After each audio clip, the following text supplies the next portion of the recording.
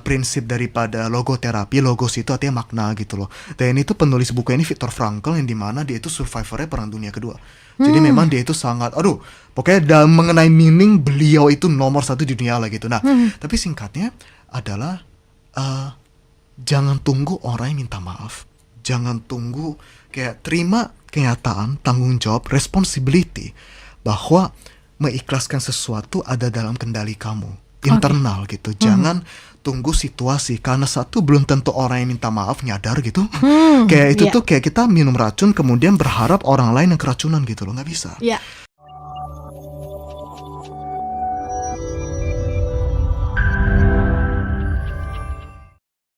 Kalau kita kecewa dengan seseorang, gimana cara kita mengikhlaskan supaya tidak berdampak negatif untuk kedepannya? Tarik nafasnya agak lama nih. Kali ini hidung saya bergetar. Tadi bibir ya, sekarang hidung. Oke. Karena ini bisa seminar sendiri. Oke. Singkat aja deh, Kak.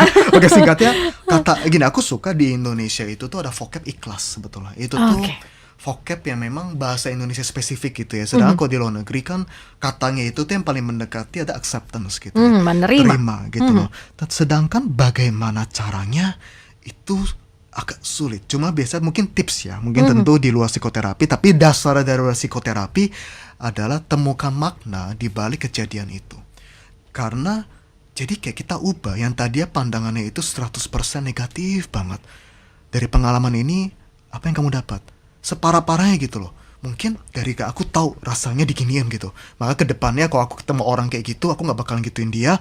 Atau at least banget, aku bakal ngerti banget dan gak bakal ngejudge dia. Minimal itu dulu. Dari pengalaman itu siapa tahu, who knows gitu ya, bisa ternyata sangat bermanfaat untuk orang lain. Minimal itu satu dulu. Jadi kayak jangan sia-siakan pengalaman kamu. Taruh sense of meaning.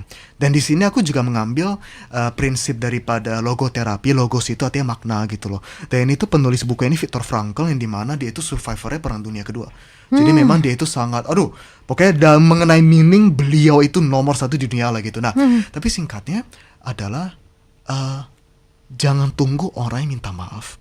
Jangan tunggu, kayak terima kenyataan, tanggung jawab, responsibility bahwa mengikhlaskan sesuatu ada dalam kendali kamu, internal gitu. Jangan tunggu situasi, karena satu, belum tentu orang yang minta maaf nyadar gitu.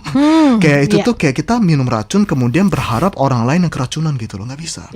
Gitu. Tapi gini, aku tentu ngomong kayak gini, aku jadi kayak nggak banyak hal yang sebenarnya jadi kayak kasus yang banyak bikin sedih gitu ya. Cuma aku tidak akan menginvalidate pengalaman kamu. Tentu I'm so sorry. Maksudnya kamu naik gini dan mungkin akan relate ke banyak orang.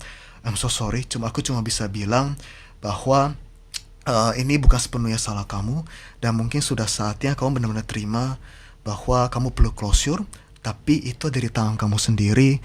Pelan-pelan terima bahwa pengalaman kamu itu bukan lagi untuk pahit gitu ya, bukan lagi untuk resentment, tapi bisa bermanfaat untuk orang lain. Mungkin itu tips landasan berpikirnya saat ini. Bagaimana, ini pertanyaan lanjutan dari Puspa ya, bukan dari dia. Kecewa dengan orang yang kita dekat, yang kita rasa dekat, kecewa. Ini gimana mengatasinya? Oke, baik. Dan disinilah sebenarnya sangat lagi tergantung deketnya itu apakah sebagai romantic partner, keluarga, sahabat gitu ya. Karena itu beda-beda. Contohnya misalnya, at least amit-amit banget dengan pacar, belum jadi istri atau suami gitu ya. Pacar, teman, itu kita masih bisa jaga boundaries, masih bisa cut off. Tapi kalau udah jadi keluarga, suami atau istri atau keluarga, itu kompleks, nggak bisa, sulit banget. Maka biasanya kita akan pelan-pelan mengecek kata-kata mana sih yang paling nyakitin kamu. Kita bakalan tanya kenapa, what does it mean about you? Misalnya dia berkali-kali kita mengecewakannya, dikecewakannya membuat kita itu merasa nggak berharga gitu. Dan biasanya kita akan pelan-pelan kayak ngajak ngobrol baik-baik ke kalau bahasa kita tuh restrukturisasi kognitif gitu, cara pandang gitu. Kenapa? Karena kata-kata dia itu kayak seakan-akan menilai keseluruhan hidup kamu. Tahu nggak sih kamu itu tuh siapa diri kamu, identitas kamu. Aku suka ada satu definisi personality, identity adalah constellation of trait. Kamu adalah kumpulan dari banyak bintang.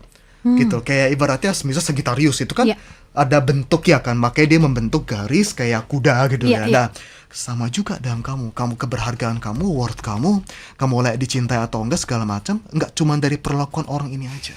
Banyak aspek lain dalam kehidupan kamu. Nah, tentu enggak menghilangkan rasa sakitnya, tapi itu membuat kamu ada pijakan berpikir bahwa pijakan keberhargaan diriku enggak cuma satu itu. Enggak cuma dari perlakuannya orang gitu ibaratnya, tapi ada yang lain-lain. Dan biasanya orang ketika udah lebih bisa melepaskan kepasrahan ini, mereka lebih bisa aku nggak akan sepenuhnya lagi dikuasai sama ini, yuk baby step aku bettering myself gitu.